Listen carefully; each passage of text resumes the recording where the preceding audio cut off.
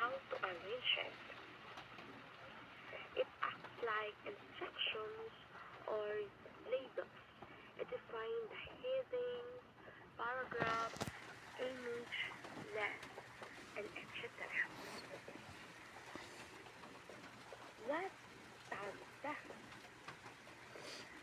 Tab label your content so the browser knows if it is a title, text, image, or link.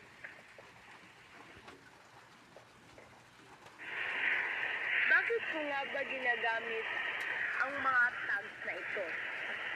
Halimbawa, sa unang tag, tinatawag ito bilang anchor tag. Ginagamit ito upang gumawa ng isang clickable na link. At lagi nitong kasama si Hypertext Reference o si href. Ginagamit din ito upang ilagay kung saan patungo ang link na iyong na-click. Pangalawa naman, si body. Ito ang buod ng code na babasahin ni browser. Habang si paragraph, dito nakapaloob ang mismong mga detalye na babasahin upang makagawa ng isang web page. Si B naman, ginagawa niyang bold ang mga words na ating nilalagay sa ating paragraph. At si all naman, o kung tawagin unordered list, ito ang gumagawa ng listahan na naka-bullet points o may mga tuldok-tuldok.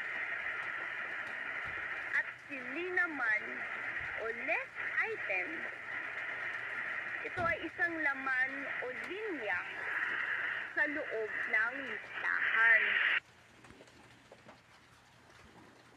Anong nga ba ang mangyayari kung ang tag ay ating tatanggalin o iibahin? So if the tag is removed or changed, the page may look messy or show wrong content. For example, if we remove body, di ba, walang makikita sa page. At kung atin namang i-change si anchor tag kay paragraph, ang link na ating nilagay ay magiging normal text na lang. Hindi na siya isang clickable link. Every part of HTML code directly controls what appears on the page. The title shows on the browser tab, while heading 1 becomes my main large heading. Text inside the paragraph shows as normal paragraphs. Horizontal lane displays a dividing lane, and all or unordered list with li or list item makes my bulleted list.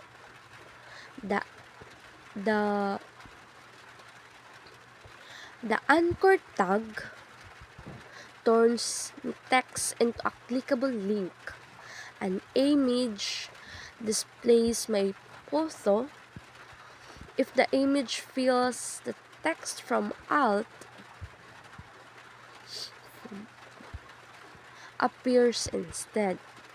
This shows exactly how each written code creates what we see on the web page. These are my decisions in making my first web page. I organize it this way from the main title down to my details to make it clear, madali lang mabasa at para hindi nakakalito tingnan.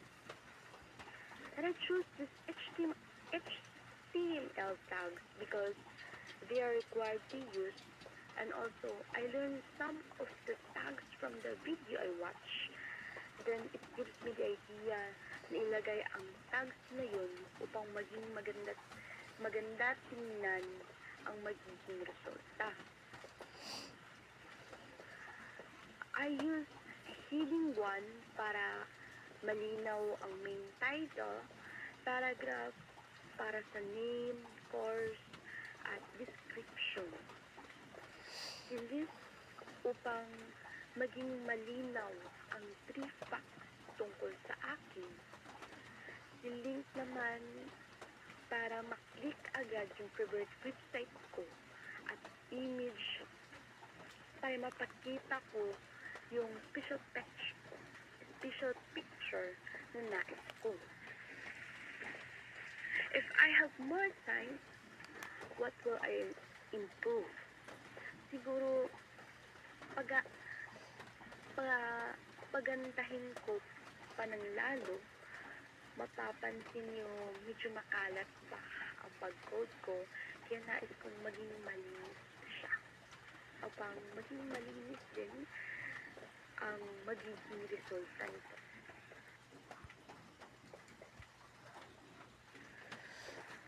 I learned that HTML uses special tags to structure content.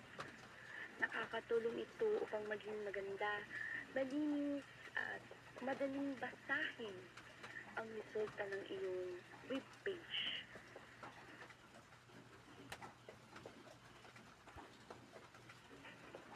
I think these are the most essential tags for creating a web page because they build the basic structure and hold or important content that every web page must have.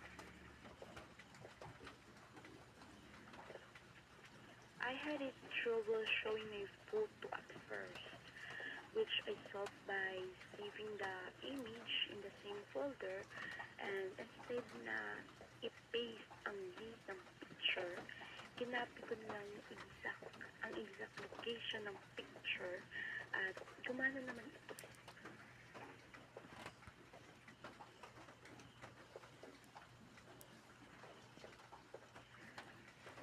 Ang activity nito ay nakatulong sa akin upang mas lumawak pa ang aking kaalaman sa pag-code at maging nang gumawa mismo ng web page.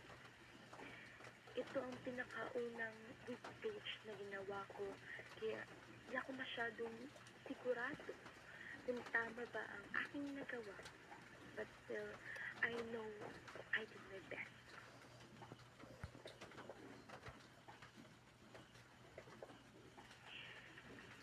One thing I still want to learn about HTML, I want to learn how to add tables, buttons, and other useful features.